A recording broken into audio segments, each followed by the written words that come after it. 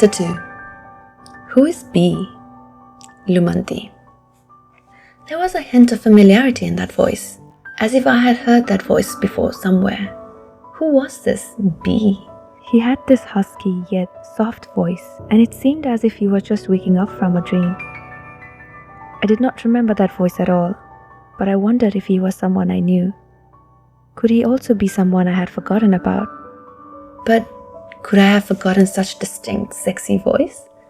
If I had forgotten him, then probably it was not an important part of memory, or could be the worst part of memory.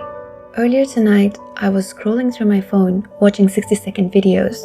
This one video was talking rather passionately about revenge bedtime procrastination, which is probably what I was doing. Taking that video as a cue, I decided to stop my scrolling exercise. I was about to put my phone on charge when a notification pinged. It was a reminder that very specifically said, "Don't forget to call B, very important." What kind of cryptic message had my old self left for the present me, I wondered. Was I supposed to find B in the middle of the night? Did I learn B language to be able to call bees at night? I laughed at my own expense. That was a very absurd thing for me to put a reminder for. Maybe there was something on my notes or contacts, I mused. Then I put the word B on my phone's search button, and surprisingly, a contact number appeared in the search results. The contact's name for this person, whoever he was, had name put under as B followed by emoticon of flying bees. I tried to decode the message of what could be so important. Why did I need to call B tonight? I tried to look for messages between this person and me, but there was nothing. I realized then that they could only recover my cloud data.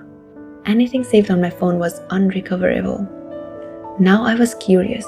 Why did I need to call this person? I knew it could wait till morning, but if I had put this reminder specifically for this time, then I should give it a call. I argued with myself. It must have been important. I should just do it, at least to keep my mind at ease. I wouldn't be able to sleep if I didn't call this person. I was nervous making this call. As the dial tone went through, each beat of that tone felt like forever. I was about to put the phone down, but then I heard the tone stop and the breathing of the person on the other side. But that person never spoke, so I spoke. "Hello?" The other person, whoever it was on the other side, didn't speak. There was a noticeable pause before he said, "Hello?" Even that one word made me weak on my knees. I craved to hear more, so I initiated, rather nervously.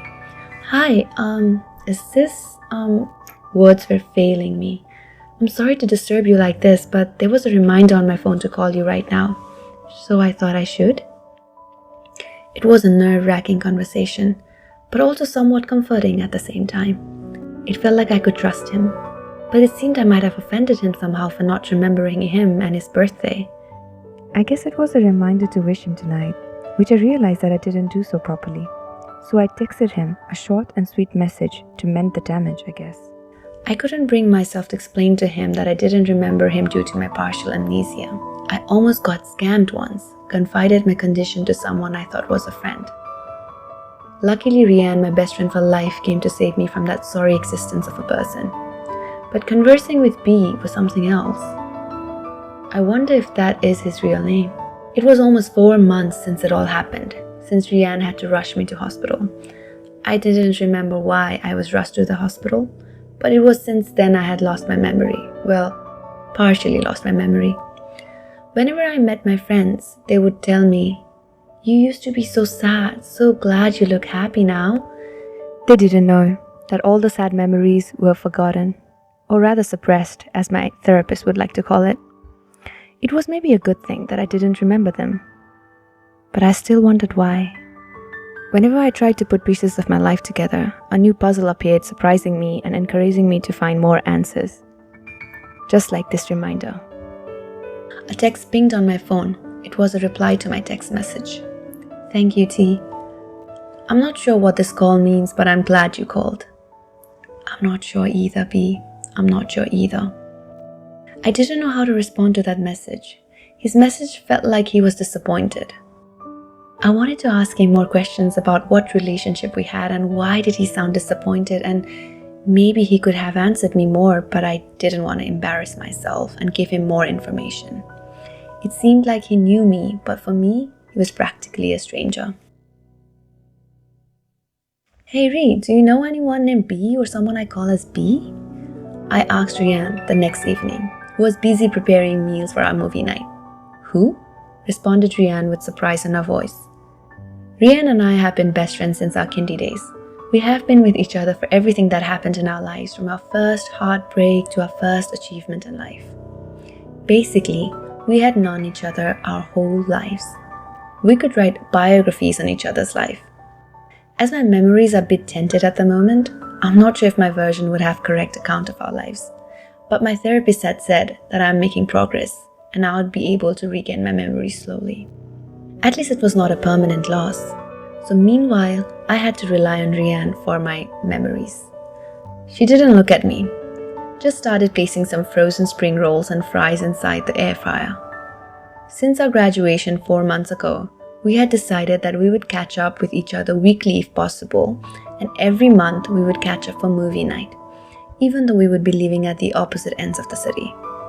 It was her turn to host the movie night, so there I was, waiting for her to answer my questions while I nibbled on the popcorn she had prepared for us.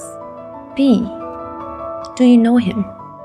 I pressed again, because I knew from her tone of voice and this deliberate silence that she knew something. Why do you ask?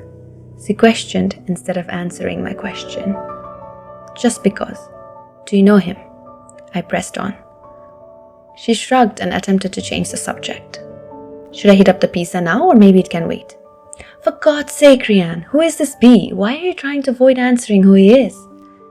She sighed heavily and then she blurted out, Okay, fine. He's your ex. What? Oh.